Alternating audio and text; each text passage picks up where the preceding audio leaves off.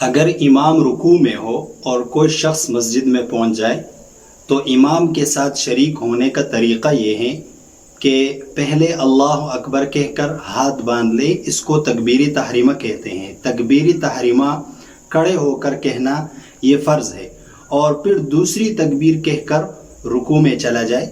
یہ مسنون طریقہ ہے، یعنی پہلے اللہ اکبر کہہ کر جس کو نیت والی تکبیر تحریمہ کہتے ہیں، ہاتھ باندھ لے اور پھر اللہ اکبر کہہ کر امام کے ساتھ رکوع میں شامل ہو جائے.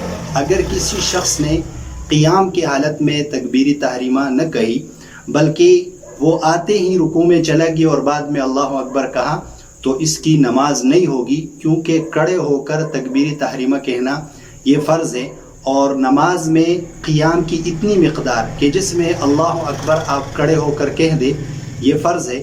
اگر کسی نے یہ فرض ادا نہیں کیا اور وہ سیدھا رکوع میں چلا گیا تو ایسی صورت میں اس کی نماز نہیں ہوگی.